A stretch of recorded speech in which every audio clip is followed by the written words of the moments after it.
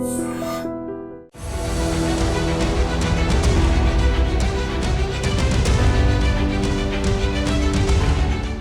నమస్కారం. నేను Swarupaputlapalli. Welcome to I dream. CM సొంత నియోజకవర్గమైన కొడంగల్లో మొదలైన ఫార్మా ఇండస్ట్రియల్ కారిడార్ చిచ్చు ఇప్పట్లో ఆగేలా లేదు.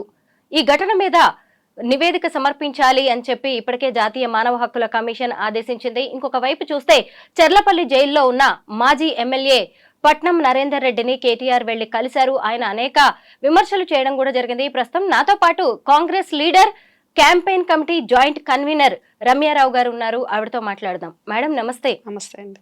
అసలు లగచర్ల ఇన్సిడెంట్ నేషనల్ క్యాపిటల్ దాకా వెళ్ళిపోయింది మేడం, ఢిల్లీకి చేరింది. ఇప్పుడు చూస్తేనేమో ఒకవైపు జాతీయ మానవ హక్కుల కమిషన్ స్పందించింది, ఇటువైపు చూస్తే జిల్లా కాంగ్రెస్ నేతలు కూడా సీఎం రేవంత్ రెడ్డి గారికి కూడా నివేదిక సమర్పించారు. ఆ రోజు ఏం జరిగింది ఏంటి అనే దాని మీద. ఇప్పుడు కేటీఆర్ గురించి మాట్లాడుకుందాం. కేటీఆర్ ఒక కామెంట్ చేశారు మేడం రైతులకి సంబంధించి, రేవంత్ కక్ష రైతులకు శిక్ష అని చెప్పి. మీరేమంటారు దీని మీద? రైతులు అన్యాయంగా జైలు పాలయ్యారని ఆయన వ్యాఖ్యానిస్తున్నారు. అది వాళ్ళు మాట్లాడింది క్యాప్షన్కి బాగుంటుంది. నేనేమంటా అంటే కాంగ్రెస్ మీద బీఆర్ఎస్ కక్ష, ఆ కక్షతోటి రైతులకు ఇప్పుడు శిక్ష పడుతున్నది. అసలు లగచర్ల లడాయి సృష్టించింది ఎవరు? బీఆర్ఎస్ పార్టీ కాదా? ఇప్పుడు అభివృద్ధి జరగాలనుకున్నప్పుడు కొన్ని ప్లేసెస్లో ఫార్మాలు వస్తాయి, ఇండస్ట్రీలు వస్తాయి, రకరకాలుగా వస్తాయి. కొడంగల్ వెనకబడ్డ ప్రాంతం కాబట్టి, మహబూబ్ నగర్, పాలమూరు వెనకబడ్డ ప్రాంతం కాబట్టి వలసలు ఆగిపోవాలనే దాంట్లో ఎవరికైనా ముఖ్యమంత్రి అనేట ఆయనకు అనే ప్రాంతం మీద అల్టిమేట్గా ప్రేమ ఉంటుంది, అభివృద్ధి చేసుకోవాలని ఉంటుంది నియోజకవర్గాన్ని. అందులో తప్పుపట్టాల్సింది లేదు కదా. తన జిల్లాను, తన ప్రాంతాన్ని అభివృద్ధి చేసుకోవడానికి, వలసలను ఆపడానికి కోసము మరి రైతులతోటి మాట్లాడుకుంటూ, రైతులను మెప్పించుకుంటూ, ఒప్పించుకుంటూ, అది మంచి సంయమనంతో జరుగుతున్న విధానాన్ని వీళ్ళు ఓర్చుకోలేక ఏదో రకంగా అస్థిరపరిచి మరి కాంగ్రెస్ పార్టీని గద్దెదించే విధంగా, రేవంత్ అన్నను ఇబ్బంది పెట్టే విధంగా దానికి ఒక స్కెచ్, ప్రణాళిక బీఆర్ఎస్ పార్టీకి పని లేక వేసుకొని ఆ లగచర్ల లడాయిని కృత్రిమంగా వాళ్ళు సృష్టించిన లడాయి. అది నిజమైంది కాదు. ఎక్కడైనా ఒక కలెక్టరు అక్కడికి మాట్లాడడానికి అధికారులు వెళ్ళినప్పుడు ఆ ప్రాంతం ప్రజలు వాళ్ళ భూములు ఇవ్వడానికి ఇష్టం లేని సందర్భంలో వచ్చి మాట్లాడతారు, విన్నవించుకుంటారు, అప్పీల్ చేసుకుంటారు. కానీ రావడము ఏ రైతు కూడా, రైతు అనేటోడు అన్నం పెట్టేటోడు కానీ కొట్టేటోడు కాదు. కానీ ఇక్కడ కొట్టడానికి వచ్చిన వాళ్ళు రైతులు కాదు, రైతు ముసుగులున్న బీఆర్ఎస్ రౌడీలు. అయితే ఇది భావావేశంతో వాళ్ళు చేసిందే తప్ప దీని వెనక ఎలాంటి కుట్ర కోణం లేదు అని బీఆర్ఎస్ చెబుతోంది. ఇందులో కేటీఆర్ పాత్ర కూడా లేదు అని కూడా అంటున్నారు. మీరు నేను మాట్లాడుకోవడం కాదండి, ఎవరి పాత్ర ఉంది, ఎవరి పాత్ర లేదు అనేది ఇంటెలిజెన్స్లో ఉంది, ఇంటెలిజెన్స్ రిపోర్ట్లో ఉంది. ఇప్పుడు జాతీయ మానవ హక్కుల కమిషన్ కూడా వచ్చింది, దాంట్లో కూడా తెలుస్తుంది. ఇప్పుడు ఆ పార్టీ వాళ్ళ ఇష్టం ఉన్నట్టు వాళ్ళు ప్రభుత్వం మీద నిందలేస్తాం, ముఖ్యమంత్రిని అప్రతిష్ట పాలు చేస్తాం అనే విధంగా ఏదో సోషల్ మీడియాలో ట్రోల్ చేసుకుంటూ ప్రజలను మభ్యపెట్టే విధంగా, ప్రజలను పక్కద అటెన్షన్ డైవర్ట్ చేసే విధంగా బీఆర్ఎస్ పార్టీ చేస్తున్నారు. ప్రతిసారి ఏదో ఒక అంశాన్ని అటెన్షన్ డైవర్స్. ఎందుకంటే ప్రభుత్వం మంచి పాలసీలు తెస్తుంది, పెట్టుబడులు వస్తున్నాయి, మంచిగా చక్కగా పాలన నడుస్తుంది, ప్రజాపాలన నడుస్తుంది.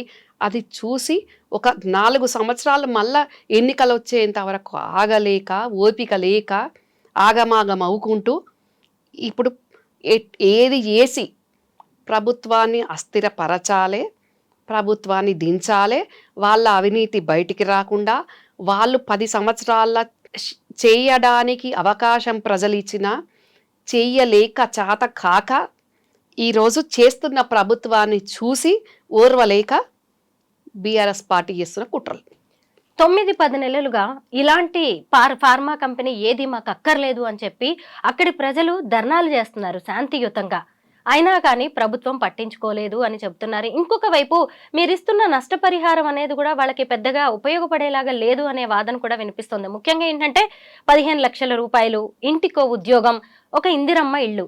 అంటే అక్కడ ఉన్న రైతులు భూమిని నమ్ముకుని ఉన్నవాళ్ళు అంటే ఇలాంటి డబ్బులు ఉద్యోగంతో వాళ్ళ ఎమోషన్‌ని, ఆ సెంటిమెంట్స్‌ని కొనేయాలని చూస్తోందా ప్రభుత్వం? స్వరూప గారు, మనము ఇప్పుడు జరుగుతున్నది మాట్లాడుకుందాం. గతంలో వాళ్ళు ప్రాజెక్టులు కట్టినప్పుడు మల్లన్న సాగర్ గానియండి, రంగనాయక సాగర్ గానియండి, ఏటిగడ్డ కిష్టాపూర్ ఇట్లా ఎ వీళ్ళు కూడా భూసేకరణ చేసిన క్రమములో భయపెట్టి, భయభ్రాంతులకు గురి చేసి, బలవంతంగా, దౌర్జన్యంగా వీళ్ళు భూసేకరణ చెయ్యలేదా?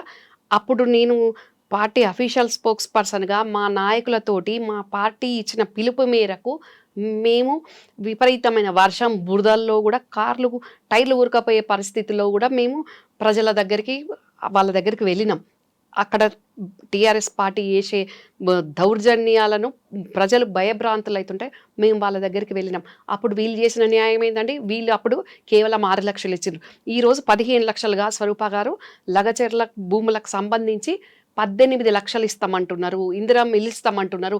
కుటుంబంలో ఒక్కరు ఉండనీయండ్రి, నలుగురు ఉండనీయండ్రి, ఎలిజిబిలిటీ ఎందరికుంటే అందరికి ఉద్యోగ అవకాశాలు ఇస్తామని అంటున్నాయి. మేము ఇన్ని చెప్తున్నాం, ఇన్ని ఒప్పిస్తున్నాం.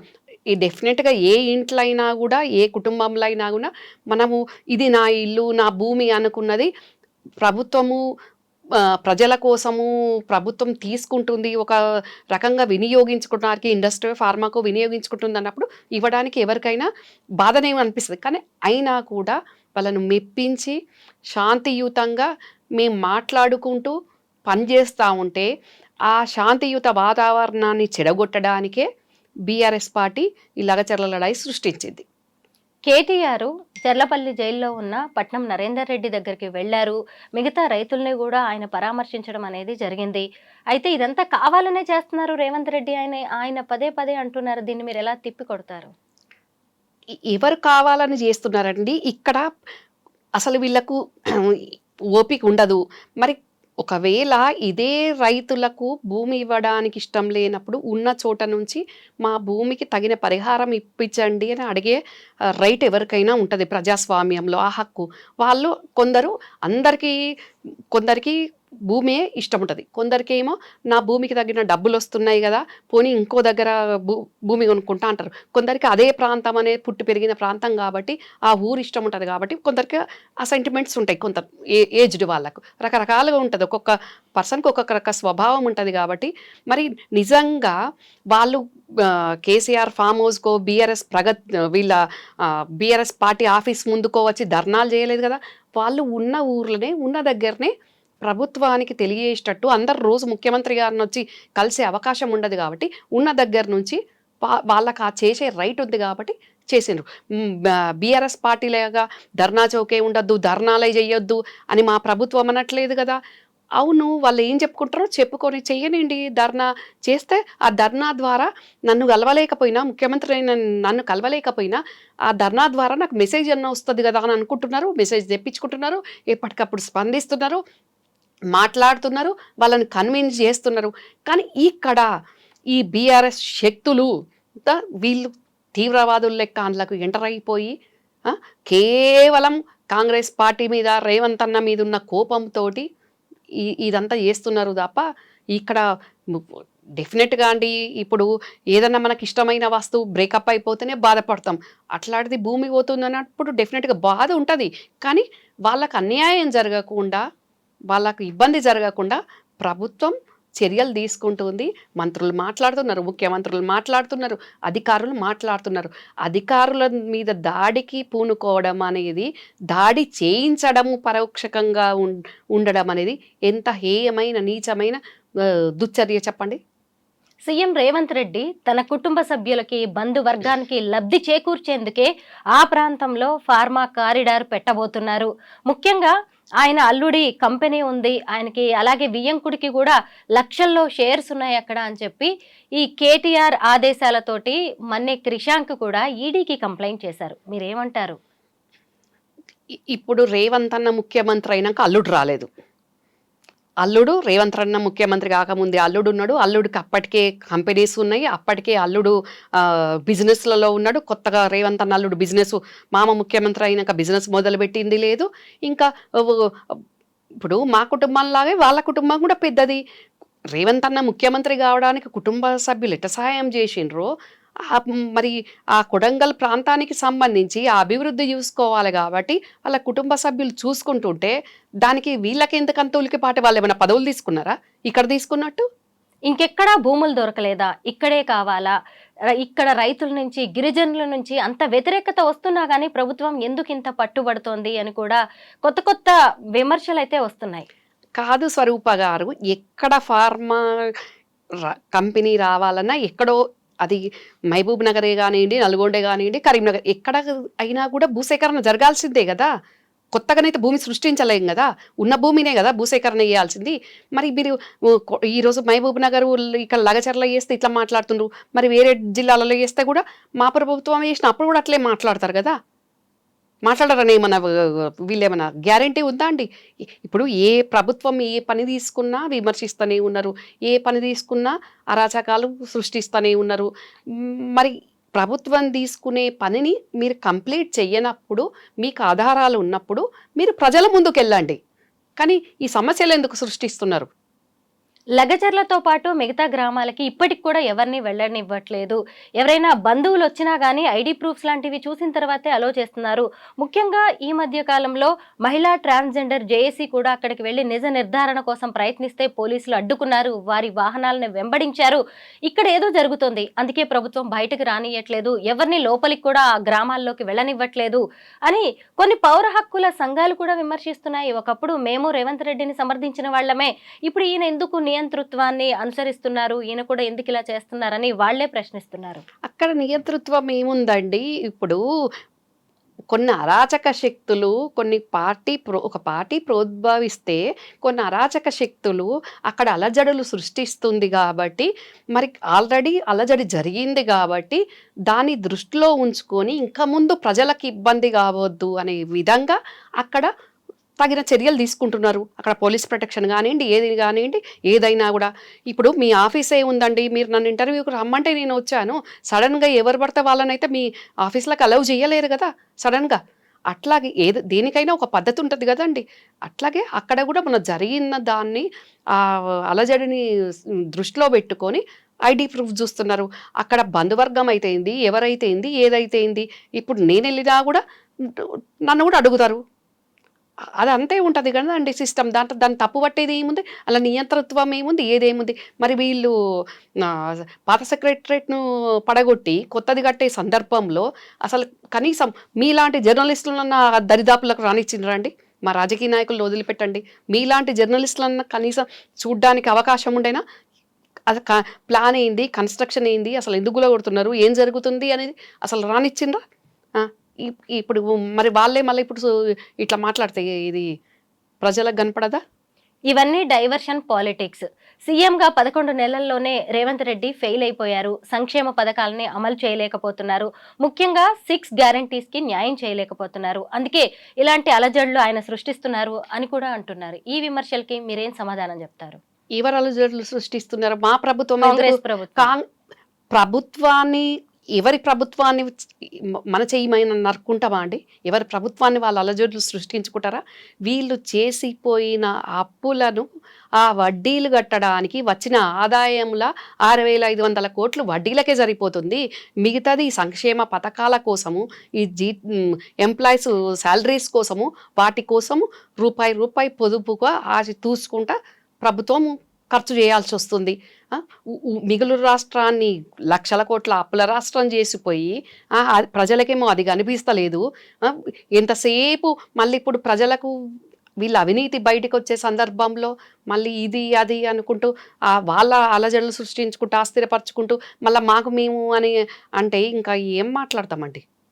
ప్రభుత్వం మీద, కాంగ్రెస్ ప్రభుత్వం మీద కేటీఆర్ ఒక ఫైటర్లా పనిచేస్తున్నారు, అందుకే ఆయన మీద ఏదో ఒక కేసు వేసి ఆయన్ని అరెస్టు చేయాలని కూడా ప్రయత్నిస్తున్నారు అంటున్నారు. కాంగ్రెస్ ప్రభుత్వం మీద వస్తున్న ఇంత పెద్ద విమర్శలకు మీరు ఏం సమాధానం చెప్తారు? కాంగ్రెస్ మీద అసలు విమర్శ ఏడుందండి?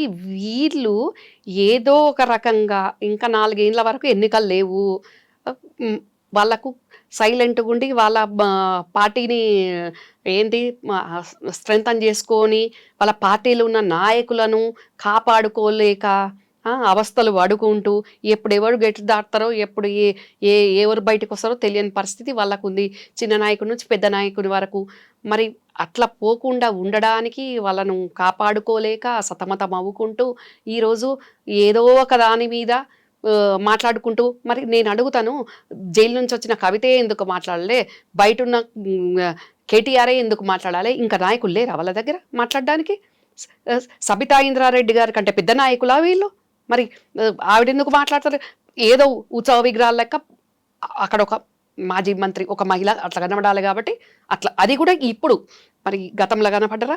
మరి వీళ్ళే ఎందుకు మాట్లాడతారు? అయితే హరీష్ రావే మాట్లాడతాడు, లేకుంటే కేటీఆరే మాట్లాడుతుంది, ఇక నిన్న మొన్న వచ్చి కవితే మాట్లాడుతుంది.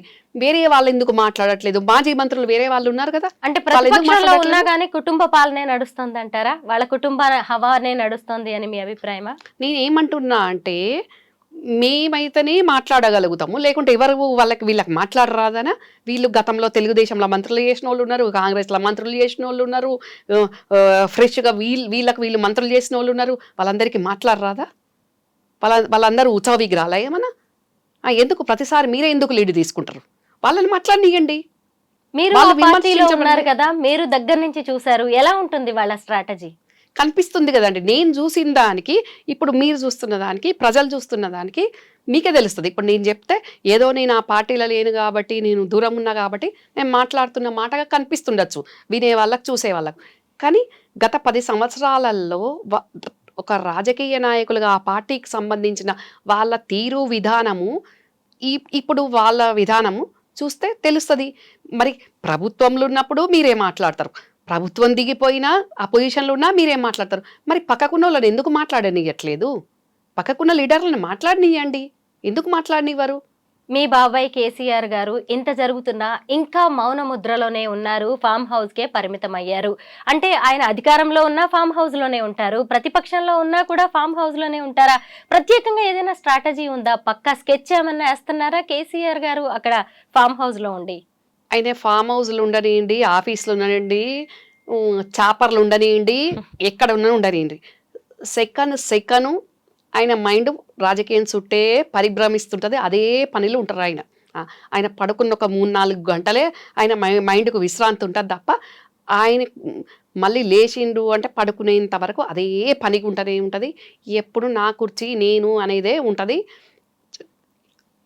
ఆయన కుర్చీ లేకుండా, అధికారం లేకుండా ఆయన ఉండలేరు. ఇక అది ప్రగతి భవన్ కానివ్వండి, ఫామ్ హౌస్ కానివ్వండి, ఇంకేమన్నా కానివ్వండి, ఆయన పనే అది. కేసీఆర్ గారు మీ బాబాయ్ చిన్నప్పటి నుంచి కూడా ఆయన అడుగుజాడల్లో నడుస్తూ వచ్చారు. ఆయన మనస్తత్వం ఎలా ఉంటుందో మీకు బాగా తెలుసు. 10 ఏళ్ళు ఆయన సీఎంగా ఉన్నారు. ఈసారి ఘోర ఓటమి పాలవ్వాల్సి వచ్చింది. ఎందుకు? బాబాయ్ చేసిన తప్పులు ఏమనుకుంటున్నారు మీరు? బాబాయ్ పెట్టే పథకాలు బాగుంటాయి, కానీ ఇంప్లిమెంటేషన్ అవ్వదు. ఆరంభ శూరత్వమే ఉంటుంది అంతా. కానీ కింద స్థాయి వరకు నేను పెట్టే సంక్షేమ పథకాలు ఇంప్లిమెంట్ అవుతున్నాయా? ఇక్కడ మాజీ ముఖ్యమంత్రిగా మాట్లాడాలి, బాబాయ్గా కాదు. ఎందుకనంటే ఎప్పుడు కూడా ప్రజా సంక్షేమం గురించి నాయకుడు, ముఖ్యమంత్రి ఆలోచించాలి. నాయకుడైనా ఆలోచించాలి, మాలాంటి వాళ్ళం ముఖ్యమంత్రి అయినా ఆలోచించాలి. కానీ ఎంతసేపు నేను, నా కుర్చీ, నా కుటుంబము, నా పార్టీ ఇదే ముఖ్యం అనుకోవద్దు. నాయకుడు అనేటోడు ప్రజల కోసం, ప్రజలతోటి నాయకులమవుతాం. మనం కుటుంబంతో నాయకులంగాం, మనం నాయకులంగాం. అలాంటి ప్రజలు మనకు అవకాశం ఇచ్చినప్పుడు ప్రజల కోసం మనం పనిచేయాలి. కానీ ఆ ప్రజలను కేవలం ఓటు బ్యాంక్ అని వాడుకుంటూ, కేవలం ఓటు బ్యాంకు రాజకీయం చేసే విధంగా పథకాలు, రైతు బంధు కానివ్వండి, రుణమాఫీ కానివ్వండి, చిన్న సన్నకారు రైతులకు రైతు బంధు, రుణమాఫీ అనేది నిజంగా కూడా హర్షించదగ్గ విషయం. కానీ ఎకరం ఉన్నోనికి అదే, 100 ఎకరాలు ఉన్నోనికి అదే. అసలు రైతులకు ఎక్కడ న్యాయం జరుగుతుంది? నేను ఢిల్లీలో ఓ జర్నలిస్ట్గా దాదాపు 10 ఏళ్ళు పనిచేశాను. కవిత గారిని కూడా నేను చాలా దగ్గర నుంచి చూశాను. అసలు మిమ్మల్ని ఇప్పుడు ఇంటర్వ్యూ చేస్తుంటే కూడా ఆవిడికి మీకు చాలా దగ్గర పోలికలు కనిపిస్తున్నాయి. మీరు తండ్రి లేని బిడ్డ మీరు. నాన్నగారే కేసీఆర్ గారిని కాంగ్రెస్ పార్టీలోకి తీసుకొచ్చారు, రాజకీయాల్లోకి తీసుకొచ్చారు. మరి కేసీఆర్ కూతురు చూస్తేనేమో ఒకసారి ఎంపీగా పనిచేశారు, తర్వాత ఓడిపోయినా కానీ ఆవిడకి ఎమ్మెల్సీ దక్కింది. ఈరోజు బెయిల్ మీద బయటకు వచ్చినా ఆవిడ వాయిస్ వినిపిస్తున్నారు. రమ్యారావు గారికి కేసీఆర్ గారు ఎందుకు న్యాయం చేయలేకపోయారు? ఏ పదవి లేని బిడ్డగా పెద్ద బిడ్డను ఎందుకు ఆయన పక్కన పెట్టారు? ఇక్కడ అన్న బిడ్డను కాబట్టి ఆగమైపోయిన, కన్న బిడ్డ కాబట్టి కడుపులో పెట్టుకున్నారు. కేసీఆర్ చేయలేదు నన్ను నాగం, శకునిగాడు శోభమ్మన నాగం చేసిండ్రు. కన్న బిడ్డ తెలంగాణలో లేనప్పుడు, తెలంగాణ జెండా పుట్టిన క్రమంలో, తెలంగాణ పార్టీ పుట్టిన క్రమంలో కన్న బిడ్డ కవిత ఇక్కడ లేనప్పుడు, కేటీఆర్ లేనప్పుడు జెండా మోసి ఆస్తులు పెట్టి పార్టీ ఆఫీసులు నడిపించి కుటుంబ సభ్యుల్లాగా కాకుండా ఇంటి పార్టీ మన పార్టీ అని కార్యకర్తల్లాగా పనిచేసినాం. పదవులు ఆశించలేం. అయినా కూడా శోభ కేసీఆర్ భార్య ఆమెకు ఒక ఇన్ఫీరియారిటీ కాంప్లెక్స్ తోటి ప్రజలందరికీ నన్ను ఐడెంటిఫై చేస్తారు. ప్రజలందరు కాకపోయినా కార్యకర్తలు అనుకోండి. కేసీఆర్ దగ్గర ఉన్నప్పుడు లీడర్లు వస్తుండే, కార్యకర్తలు వస్తుండే. నేను అప్పుడు ఇంకా డైరెక్ట్ ప్రజల్లోకి కూడా వెళ్ళాలి. అందరు నన్ను గుర్తుపడతారు. చాలామంది నన్ను ఆయనకు చిన్న చెల్లె అనుకునేవాళ్ళు, కొంతమంది నేనే బిడ్డ అనుకునేవాళ్ళు. కవితనే చాలా లేటుగా కేసీఆర్ కూతురుగా తెలిసింది టీఆర్ఎస్ పార్టీ వచ్చినాక. ఆ క్రమంలో కేసీఆర్ నా మీద చూపించే ప్రేమ కానివ్వండి, కార్యకర్తలు నా మీద చూపించే ప్రేమ కానివ్వండి, నేను వాళ్ళతో ఇంటరాక్షన్ అయ్యేది, ఇవన్నీ చూసుకుంటూ ఆమె డైజెస్ట్ చేసుకోలేదు.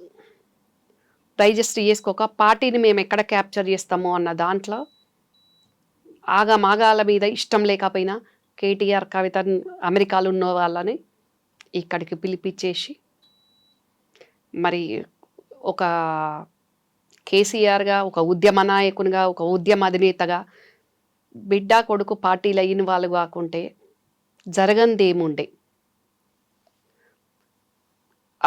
నవీన్ పట్నాయక్ గారు లాగా వీళ్ళ కుటుంబం ఇన్వాల్వ్ కాకుంటే చచ్చేంత వరకు కూడా కేసీఆర్ సీఎం ఉండేవాడు, ప్రజలు యాక్సెప్ట్ చేసేవాళ్ళు.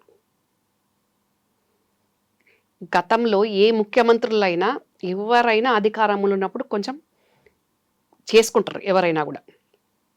కానీ ఇక్కడ టోటల్ మంత్రులు ఇన్వాల్వ్మెంట్ ఉండదు, ఈ మంత్రులు రివ్యూలకు ఉండరు, ఏముండరు. మొత్తం 4-5 వాళ్ళ చేతుల్లోకి తీసేసుకొని 10 సంవత్సరాలు ఆట ఆడినరు.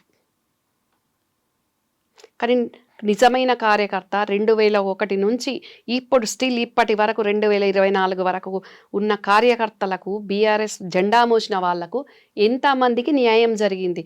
ఎంతమంది గొల్లున ఏడుస్తున్నారు, విలవిలలాడుతున్నారు. గులాబీ వాడింది అంటున్నారు, కానీ ఏం వాడింది? ఆ జెండా మోసిన వాళ్ళ ప్రాణాలు పోయిన వాళ్ళు ఉన్నారు, త్యాగాలు చేసిన వాళ్ళు ఉన్నారు, ఇప్పటి వరకు ఏ పదవి రాక ముత్తుకుంటున్న వాళ్ళు ఉన్నారు.